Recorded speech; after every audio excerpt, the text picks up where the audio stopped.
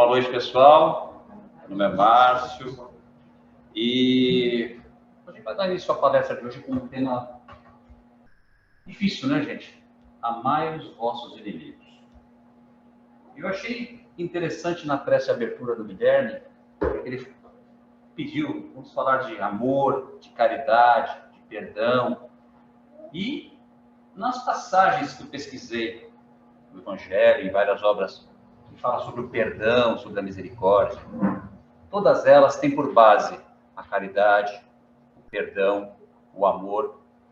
Porque o amor ele tem várias facetas, né? O amor se desdobra em vários caminhos, né? Um deles é esse, amar os nossos inimigos. E por que eu escolhi esse tema hoje? Porque nós estamos num mundo hoje, atualmente, em que as pessoas estão em constante conflito. Não é verdade, gente? Nas mídias sociais, a polarização política, os países, as pessoas... Meu pai costumava dizer que as pessoas estão muito belicosas. Eu gosto dessa palavra, né? De bélico, né? De... Tudo é motivo para ter alguma encrenca, alguma briga. Isso é complicado, porque nós criamos novos inimigos e nós semeamos as relações doentias de outrora, seja desta vida ou seja de uma outra vida. Então, eu acho que é um tema que vem a calhar. Muita gente falou para mim, Márcio, é polêmico, cuidado. Não é polêmico, gente. É necessário. Todos nós precisamos disso. É muito difícil. A gente sabe. É algo que pode exigir de nós um esforço hercúleo muito, muito grande. Mas todos nós somos capazes. Para a gente começar a falar sobre os inimigos e adversários, que é uma palavra pesada, né? Eu acho que é interessante a gente conceituar primeiro o que é um inimigo, né? O que você que está em casa, você que está aqui, o que você pensa que é um inimigo? É uma pessoa que te persegue, às vezes, também do lado de lá, vamos por assim, há séculos. É aquela pessoa que te espezinha no seu trabalho, quando você está galgando uma promoção, vem alguém lá, puxa o seu tapete. É aquele primo, né? Todo mundo tem um primo, um tio, ou alguém lá da família, né? Tem sempre alguém da família lá que você não vou pra cara. Aí falou um negócio que eu não gostei. É esse. Quem é o inimigo? Nessa palestra é interessante a gente... Eu vou procurar pegar aquelas pessoas que estão no nosso convívio, no nosso mundo, no nosso dia a dia.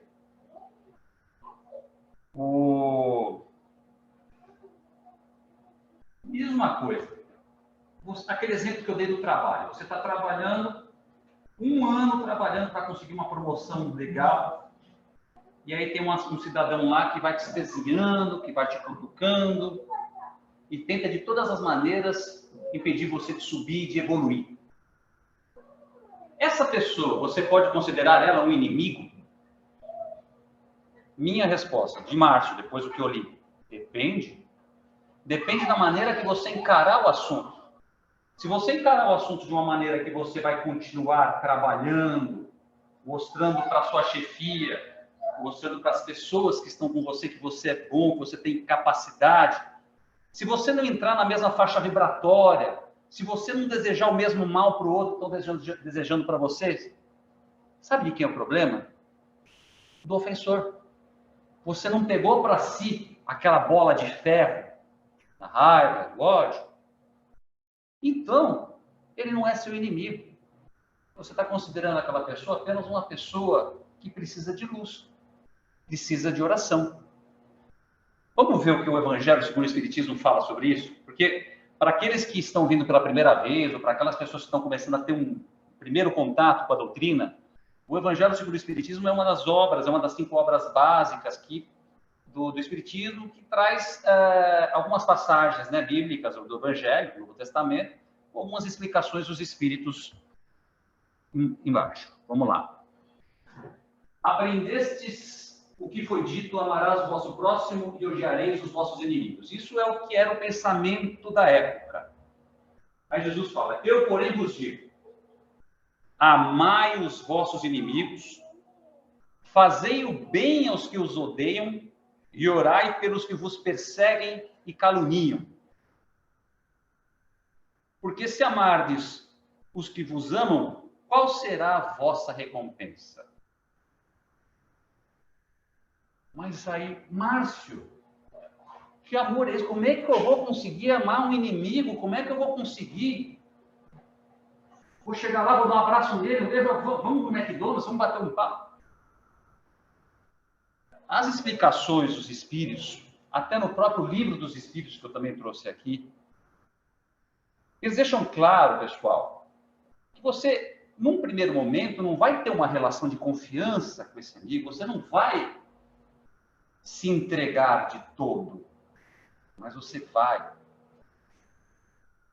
tentar perdoar, você vai tentar ficar numa posição em que se aparte, se ele quiser uma reconciliação, você vai aceitar, e sem humilhar, sem jogar na cara.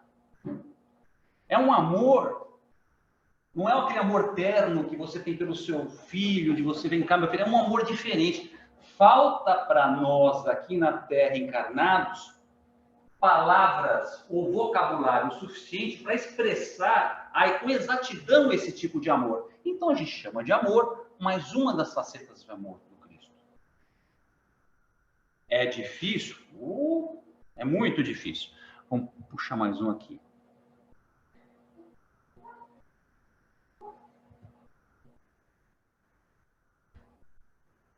Mandamento maior.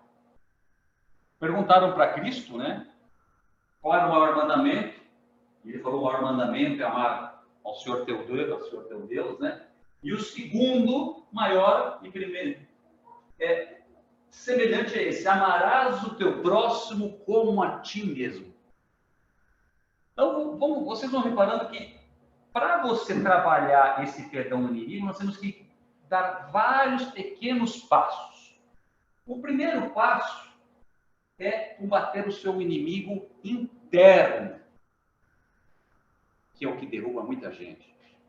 É combater a sua chaga, a sua tristeza. Você precisa se amar. Como é que você vai estar preparado para amar ao próximo se você não está se amando?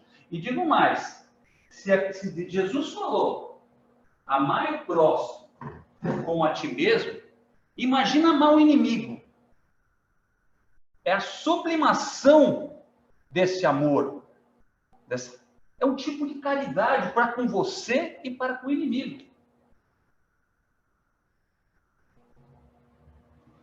Vamos procurar aqui de novo.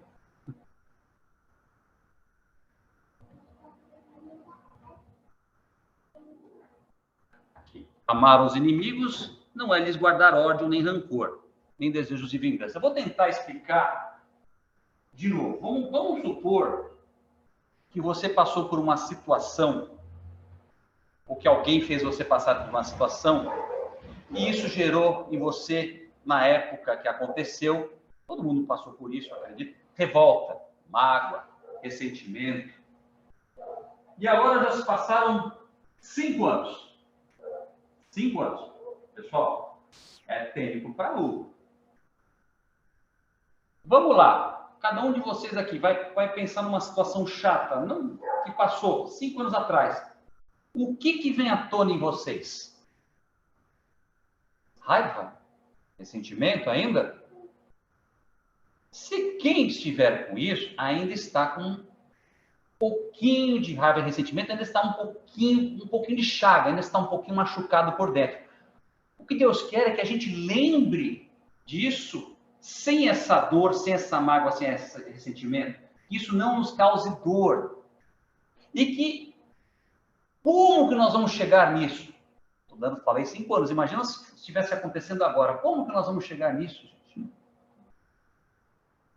Primeiro nós vamos orar pelo seu inimigo e por você. Em segundo lugar, nós temos que estudar.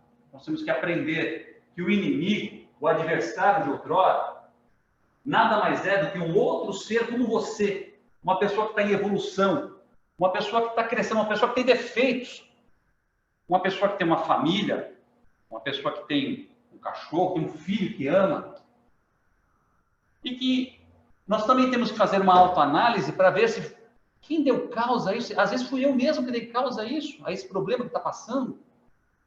Então, nós temos que nos amar, nós temos que orar, nós temos que saber de onde veio a causa, nós temos que tentar nos livrar desses sentimentos negativos. Mas vamos lá. Tá difícil.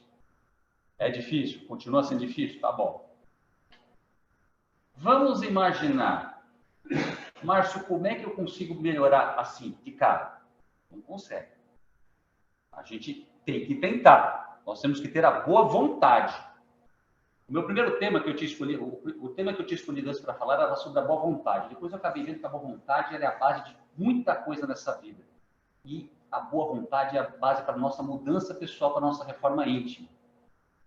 Você tendo boa vontade, você se aproxima mais do Criador, você se aproxima mais da caridade, você se aproxima mais do perdão, você se aproxima mais da luz. Só que muitas vezes você pode estar preparado e a pessoa que você considerava inimigo não está no mesmo padrão, ela não está no momento dele, não está na hora dele. Quer ver? Com licença.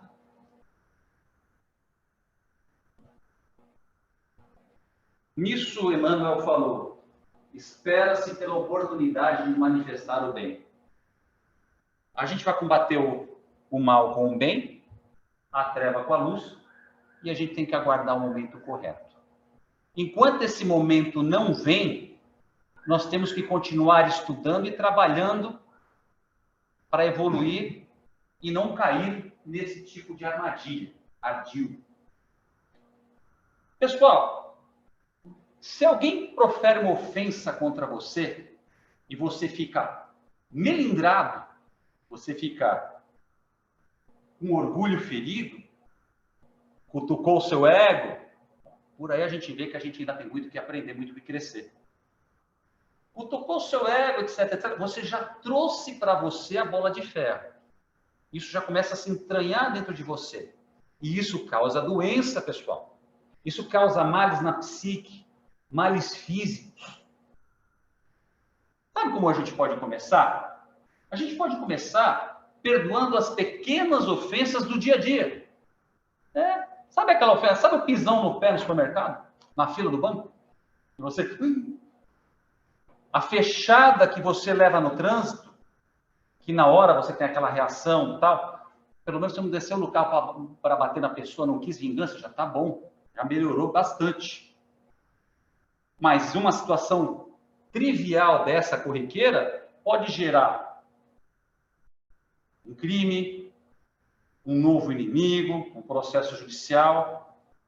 Então, essas pequenas coisas do dia a dia, nós temos que trabalhar e tentar perdoar essas pequenas ofensas. Porque depois de muito tempo fazendo isso, eu garanto para vocês que nós vamos conseguir evoluir, começar a perdoar as coisas maiores. Mas Márcio, eu não tenho elevação suficiente para isso. Pessoal, tudo tem a sua hora, todo mundo tem o seu momento. Se você acha que não está preparado agora, sabe como é que a gente pode se preparar? Vamos trabalhar no bem, vamos trabalhar na caridade. Eu vou dar uma dica. Vamos num asilo de idosos, auxiliar, vamos fazer experiência por 6 meses. Por que um asilo de idosos? Porque aquelas pessoas idosas já passaram por muita coisa na vida. Essas pessoas já sofreram muito, já tiveram inimigos, já passaram por cima, já criaram novos amigos. Esse cachorro tem horário marcado. E essas pessoas têm muito a nos ensinar, principalmente sobre o perdão. Vai ter muito idoso que você vai conversar, ele vai olhar para você, não, filho, não, para com isso. A vida é curta, passa logo. Aí o espírita, não, encarnação não, deixa para outra encarnação. Não, gente, é agora. Nós temos que começar. Aí você tem que fazer um exame de consciência. Foi lá, ajudou os velhinhos. Os velhinhos são só um exemplo, pessoal, os idosos. Tá? Pode ajudar crianças, pode ajudar no hospital com pessoas com doenças terminais, eu não sei. Cada um encontra o seu próprio caminho. E aí, a cada 6 meses, faça um exame de consciência. Conte nos dedos, quem são os meus inimigos hoje? Olha, eu tinha 10, agora eu só tenho 3. Melhorei. Deixa eu lembrar do que esse cara aqui fez para mim no passado. Ah, mas já faz tanto tempo. Aí, vocês vão se dar conta de que o inimigo, na verdade, foi seu amigo, porque ajudou vocês a evoluir.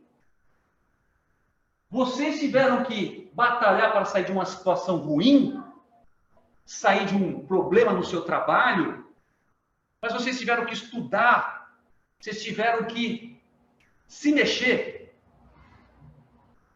e vocês tiveram que se transformar em pessoas melhores. Alguns não.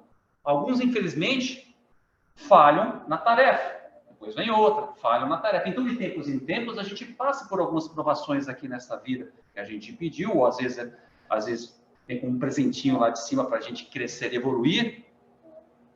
Mas, como eu falei, tudo é na maneira de encarar. Eu vou dar um exemplo pessoal aqui, vai. Eu era moleque, tinha 20 anos de idade, trabalhava no aeroporto de Cumbica, longe pra caramba, para mim, né, que morava no Brooklyn. Trabalhava de madrugada, olha, uns horários malucos. E depois de 2 anos, eu dormia na sala de aula da faculdade, foi muito cansativo, e ganhava pouquinho. Depois de 2 anos, consegui um emprego melhor. Passei num concurso, só que eu ainda estava meio assim, hein? Tinha um funcionário lá que pediu dinheiro emprestado, quando ele viu que eu ia pedir as contas, que eu ia receber o dinheiro da rescisão, né? Pediu dinheiro emprestado. Ah, minha filha, minha esposa, toda dificuldade. 20 anos de idade, super ingênuo. Emprestei, dei quase tudo que eu tinha recebido. Preciso falar o que aconteceu, pessoal? Não, né? Não recebi nada. Gente, fiquei com uma raiva na época. Fiquei com uma raiva, isso passou. Mas depois caiu a ficha, porque depois eu vi que eu estava num lugar melhor, ganhando o dobro. Que o dobro de quase nada, né? Mas tudo bem, estava...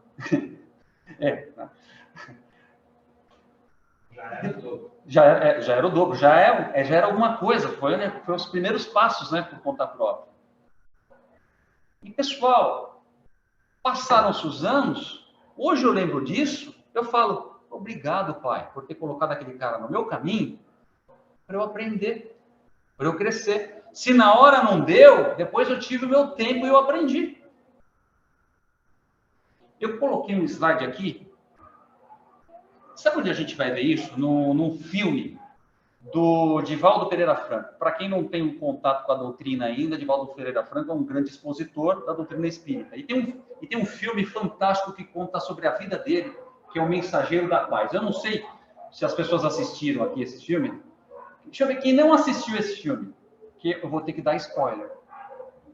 E vocês, por favor, não fiquem com raiva de mim. Me perdoem a este filho. Tá?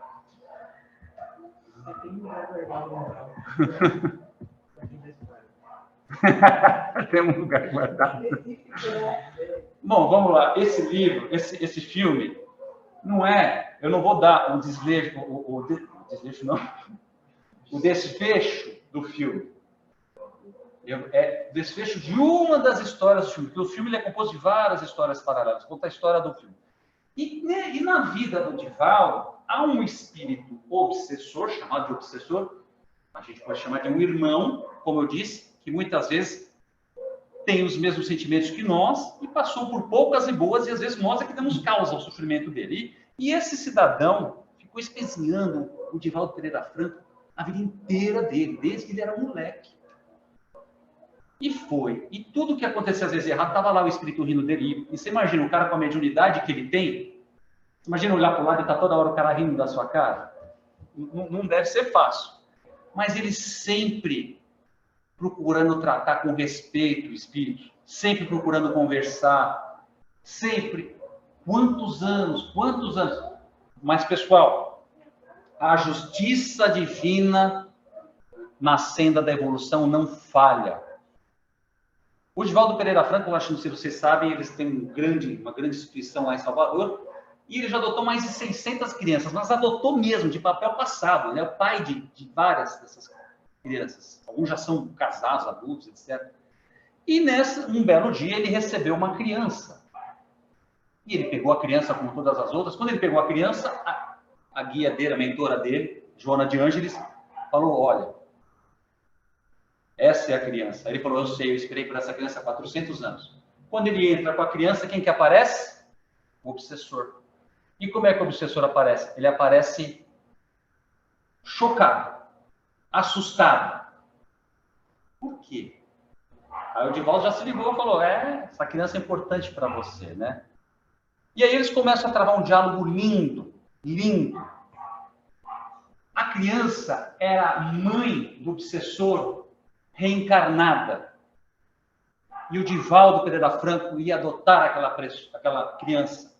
E o Divaldo fala para ele, olha, através dessa criança, através de cada sorriso que ela der, cada beijo que ela der, cada abraço que ela me der, eu vou estar amando ela e, por consequência, eu vou estar amando você. E aí, nesse diálogo, ele fala, eu quero resolver, sim, minha pendenga com você, eu realmente causei mal para você há 400 anos atrás, mas eu não quero resolver isso com a minha morte, eu quero resolver isso com amor, com um perdão. Eu pus um pedaço do diálogo aqui, né? Aí o obsessor, tocado com as palavras de Divaldo Pereira Franco, ele fala assim, talvez com o tempo eu consiga te perdoar. Já amar, eu não sei. Porque é muito difícil se livrar de um ódio cultivado por muitos séculos, 400 anos. Vira um vício, vira uma coisa que você acaba necessitando daquilo para sobreviver. Aquele é o seu mote de vida. Divaldo vira e fala uma coisa linda. O perdão verdadeiro, às vezes, demora muitos anos para vir, foi o que nós conversamos. Muitos anos para acontecer. Mas se nós continuarmos a alimentar essa corrente de vingança, de ódio, nós vamos continuar acorrentados por muitos e muitos tempos. Muitos e muito tempo. Aí o obsessor, eu ainda não sou bom o suficiente para isso. Lembra que eu falei? Às vezes a gente acha que não é bom o suficiente para isso. E aí o Divaldo dá outra lição, ele fala, é assim, porque você, assim como eu, fomos criados à imagem e semelhança de Deus. Nós já fomos criados com o germe da bondade dentro da gente. A gente já nasce bom. A gente pode ter as outras experiências da vida, mas a gente já nasce bom. Então não se trata de mudar quem eu sou. Se trata de deixar de ser mal. Aí, olha que frase linda. Não se trata de colocar a máscara da bondade, e sim de tirar a máscara da maldade. Eu chorei quando vi essa cena. Aí o obsessor olha para ele e fala, siga seu caminho em paz, muita luz para você, e ele vai embora. É uma lição de vida, é um filme, mas é a vida dele. Aconteceu. Então, pessoal, todo mundo tem o seu valor. Vamos nos valorizar. Vamos acreditar que nós podemos. Mas eu não sei nada sobre a doutrina. Tudo bem, você está aqui para quê, gente? Você está aqui para tomar passe, para aprender, para evoluir, para crescer. Vamos tocar o barco. Nunca é tarde para começar. Isso me lembra outra frase, eu adoro essas frases, do Chico Xavier. Eu tenho também aqui um. O pessoal de casa vai ficar vendo esse negocinho subir aqui. Olha aí. Ninguém pode voltar atrás e fazer um novo começo. Mas qualquer um pode começar e fazer um novo fim. De novo, nunca é tarde. Gente, nós estamos com frases dos dois, provavelmente, maiores médiums que já... Ele, o maior médium que acho que já esteve vivo no mundo. Uma frase tão simples como ele era. Simples. Sempre é possível. Eu agora vou falar de mais uma passagem. Como é que nós estamos de tempo? Técnica? Tá bom?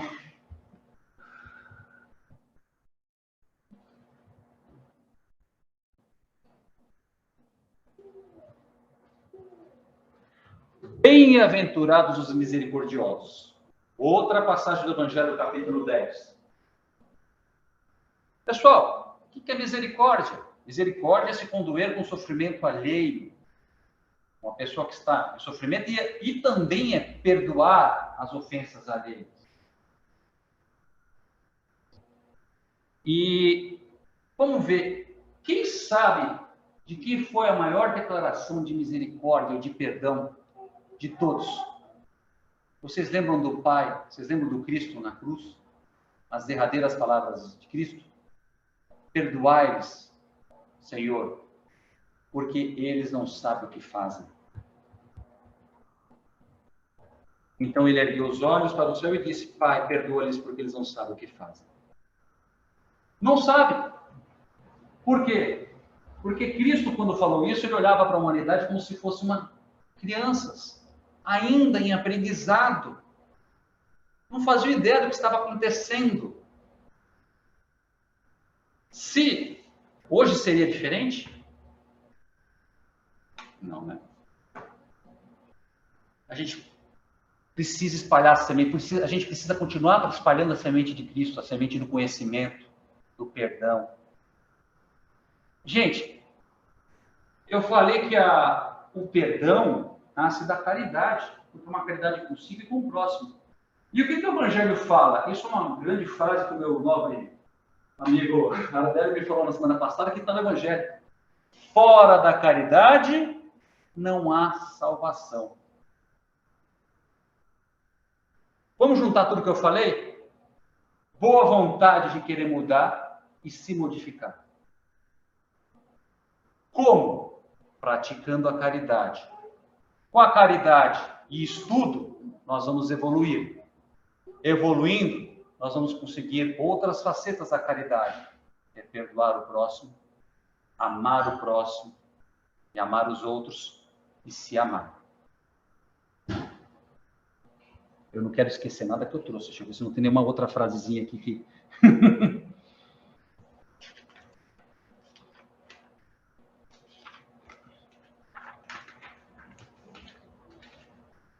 Agora, só para complementar o que os nossos grandes médios falaram, né?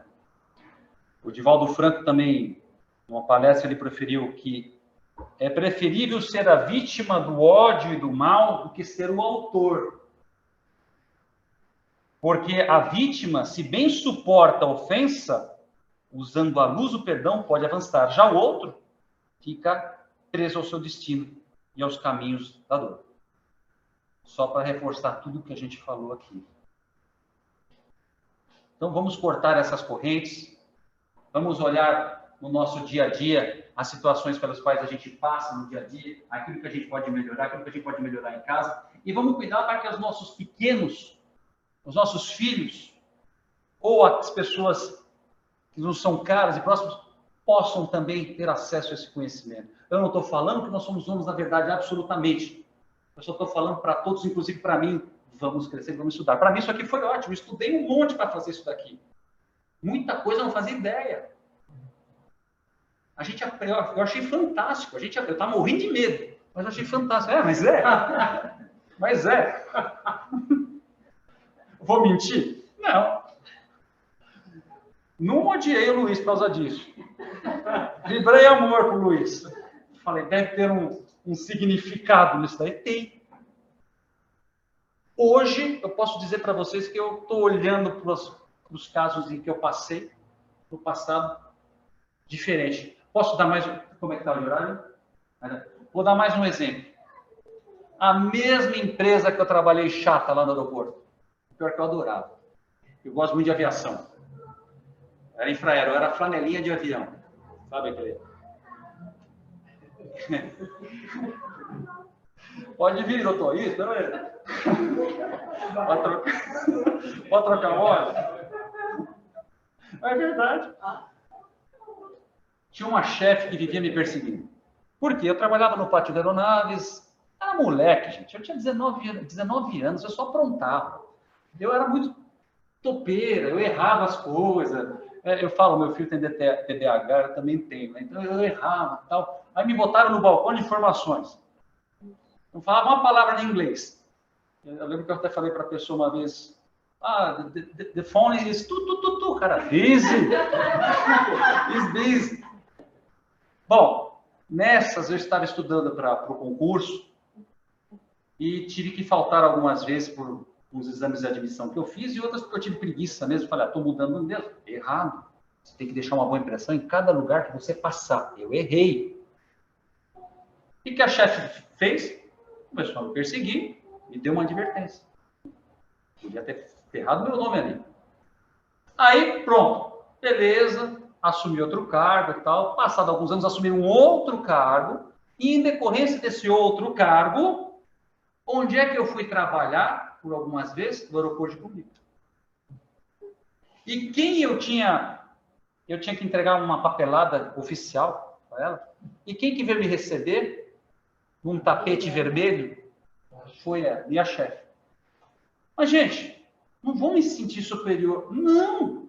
Passou! Aquilo lá me fez estudar só com mais afinco para mudar. E aí chegou lá, sabe o que aconteceu? Ela sentou comigo e veio conversar comigo. Márcio, como é que eu faço para sair daqui para conseguir um emprego melhor? Como é que eu estudo para concurso? Como é que... Vocês veem como que a vida dá volta? E o que eu fiz, gente?